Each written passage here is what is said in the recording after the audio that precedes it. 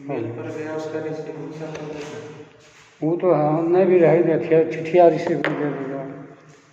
Good morning to every students.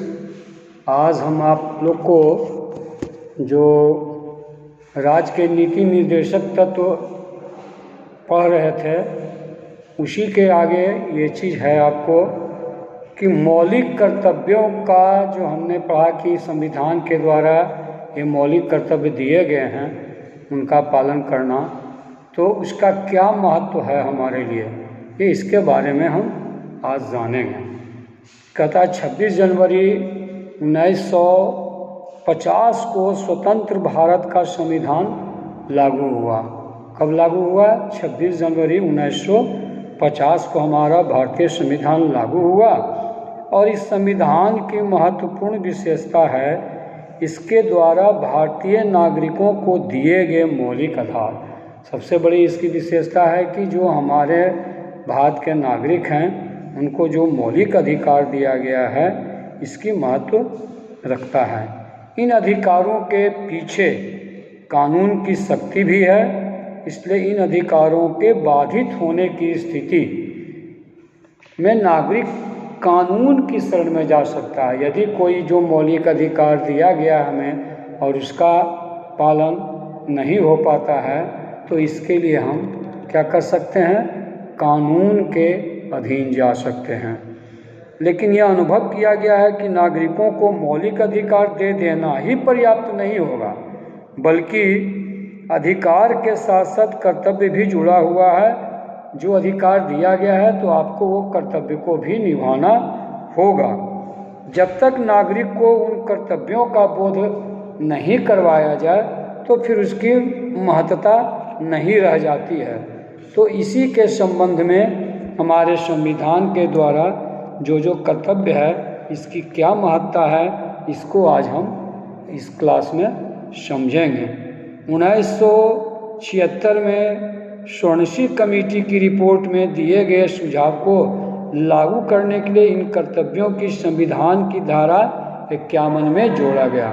कहता है कि ये जो संविधान के कर्तव्य का जो महत्व है उसको जो 1976 में एक कमेटी बनी और उसको संविधान में संसद में लाया गया, जो संविधान के धारा 51 में जोड़ा गया है, जिसके अंदर अब 51 है तो 51A के अंदर क्या क्या आर्टिकल सब है, क्या क्या बिंदु है, उसकी चर्चाएं करेंगे।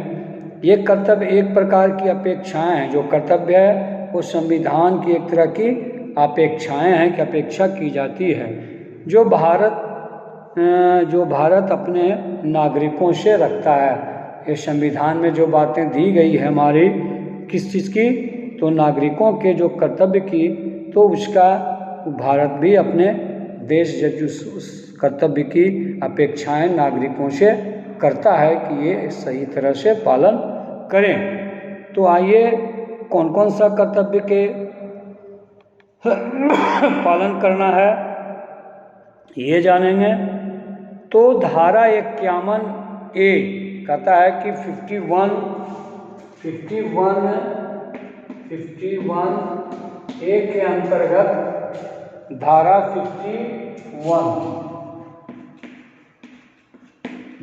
51A के अंतर्गत जो बातें कही गई है, तो इसके अंतर्गत क्या है? पहला बिंदु कि संविधान का पालन करना तथा इनके आदर्शों, संस्थाओं, राष्ट्रीय ध्वज व राष्ट्रगान का सम्मान करना। इसके 51A के अंतर्गत नंबर A में है कि राष्ट्र की संविधान के द्वारा जो भी हमारे आदर्श हैं, जो भी महान पुरुषों के आदर्श या वैसे राष्ट्रीय संस्था, राष्ट्रीय ध्वज, राष्ट्रीय गान या जो भी राष्ट्रहित की बात है उसके कर्तव्यों का पालन करना। भारतीय स्वतंत्रता संग्राम को प्रेरित करने वाले महान आदर्शों का मानना व उनका अनुसरण करना। ऐसे अधिकार में भी है, साथ साथ इसका कर्तव्य का भी पालन हमें करना होगा। कि ये बातें कि क्या है कि स्वतंत्रता संग्राम के समय कि जो भी महान आदर्श हमारे रहे, स्वतंत्रता संग्राम की जो लड़ाइयाँ लड़ी, उसके आदर्शों का पालन करना, उनका अनुसरण करना, ये बातें कही गई है। तीसरा में क्या है कि भारत की संप्रभुता, एकता व अखंडता की रक्षा करना। क्या कहा गया है तीसरा बिंदु में कि भारत की एकता, अखंडता एवं संप्रभुता को बनाए रखना। चौथा बिंदु है कि भारत में रहने वाले लोगों में धार्मिक, भाषाई, क्षेत्रीय तथा वर्ग की दृष्टि से विविधता है। अब कहता है कि भारत के अंदर बहुत सारे राज्य हैं जिसमें बहुत सारे लोग अलग अलग हैं, जिनका धर्म अलग अलग है, क्षेत्रीय भाषा अलग अलग है और वर्ग की दृष्टि से भी विविधता है और वर्ग के अनुसार से भी उनमें विभिन्नता पाई जाती है। उन सब में सम्मान भाईचारे की भावना व आपसी सद्भाव को बढ़ावा देना तथा महिलाओं की प्रतिष्ठा को ठेस पहुंचाने का वाले कार्य न करना। कहता है कि ये सब जो चौथा बिंदु है कि हमारे देश के अंदर बहुत सारे राज्य हैं और इसके अंदर बहुत सारे धर्म का पालन करने वाले हैं, तो ये भिन्न भिन्न धर्म, क्षेत्रीय भाषा और वर्ग की दृष्टि, क्षेत्रीय वर्ग की दृष्टि से विभिन्नता है। अब ये विभिन्नता को हमें क्या करना होगा कि सभी को एक साथ रह करके भाईचारे का संबंध बनाना होगा, जिससे हम कि देश को आगे बढ़ा सकें।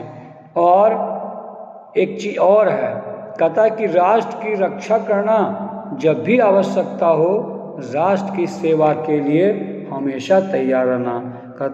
कहा गया है कि ये जब भी कोई हमारे देश पे संकट आए और उसकी रक्षा की बात करने की हो तो हम सबसे पहले उसकी रक्षा के बारे में सोचेंगे। भारत की समन्वयशील संस्कृति की समृद्ध विरासत का आदर करना व उनको सुरक्षित रखना। भारत की समन्वयशील संस्कृति की समृद्ध विरासत का आदर करना व उनको सुरक्षित रखना। छठा पॉइंट है कि प्राकृतिक पर्यावरण की सुरक्षा करना एवं उसमें सुधार लाना, सभी सजीव प्राणियों के प्रति दया भावना रखना, जो कि बहुत ही इम्पोर्टेंट है कि आज हम अगर प्रकृति से कोई छेड़छाड़ करते हैं, प्रकृति की रक्षा नहीं कर पाते हैं, तो ये हमारे देश के लिए ये विनाश की ओर फिर ले जाएगा। यदि हम प्रकृति के प्रति दया न रखते हैं या प्रकृति पर्यावरण में जो भी जीव जंतु हैं उसके प्रति दया नहीं रखते हैं, तो फिर ये विकास की बातें नहीं होगी, बल्कि ये विनाश की बातें हो जाएगी अगर हम पर्यावरण इसको सुरक्षित नहीं रखते हैं। आज पर्यावरण के ही चलते हम बहुत सारी बीमारियों से घिर रहे हैं, बहुत सारे और भी कारणों से घिरते चले जा रहे हैं। इसके अतिरिक्त अभिभावकों के लिए एक महत्वपूर्ण कर्तव्य यह बताया गया है कि 6 से 14 वर्ष के आयु के बच्चे जिनको शिक्षा का अवसर प्रदान करे तथा सार्वजनिक संपत्ति की सुरक्षा करे, यही नहीं वे राष्ट्रीय विकास व प्रत्येक क्षेत्र में ऊंचाई तक पहुंचाने के लिए कार्य करें। कहना क्या है कि हमें शिक्षा के क्षेत्र में 6 से 14 वर्ष तक के आयु के बच्चे को निःशुल्क पढ़ाई की व्यवस्था की जाए या की गई है और उन्हें कोई भी राष्ट्र हित के बारे में जो भी हो उसकी सुरक्षा करना, उसे बचाए रखना, ये सबसे पहले मेरा कर्तव्य होता है। आइए कि कुछ बातें जो है कि ये कर्तव्य निम्न कारणों से आवश्यक है। जो हमारे कर्तव्य हैं जिनका महत्व है वो निम्नलिखित कारणों से इम्पोर्टेंट है। पहला क्या है कि कर्तव्य के प्रति जागरूकता पैदा करना। जो भी हमारी कर्तव्य है उसके प्रति जागरूकता हो। अगर हम जागरूक रहेंगे तभी हम कर्तव्य को निभा पाएंगे। अगर हम जागरूक नहीं हैं तो फिर कर्तव्य को नहीं कर सकते हैं। तो पब्लिक में, समाज में, राष्ट्र में, देश में ये हर नागरिक को जागरूक होना भी कर्तव्य के प्रति ज़रूरी है। प्रायः हम सभी अपने लिए अधिक से अधिक अधिकारों की मांग तो करते हैं, परंतु उसको निभा नहीं पाते हैं। उसको निभाने के लिए हमें वो जो अधिकार हैं उसके निभाने के लिए हमें कर्तव्य का भी पालन करना होगा। सिर्फ अधिकारों को मांग लेना यही बात नहीं रह जाती है, बल्कि उन अधिकार को निभाने के लिए हमें कर्तव्यों का भी पालन करना होगा। और जिसके लिए क्या है कि नागरिक को इसके लिए जागरूक होना होगा कि जो भी संविधान के द्वारा हमें अधिकार दिए गए हैं उनका पालन करने के लिए हमें कर्तव्य को करना होगा। दूसरा कि संस्कृति की सुरक्षा व विकास के लिए कहता है कि जो भी हमारी संस्कृति है उसका सुरक्षा करना। हम अपने आज क्यों इतनी भारत की दशा इस तरह से हो रही है, क्योंकि हमारी सोच जो है वो पश्चिमी सभ्यता का अनुकरण करते जा रहे हैं। जो हम उतना संपन्न हमारा देश नहीं है जो हम पश्चिमी सभ्यता को पालन कर सकें या पश्चिमी सभ्यता को अपना सकें।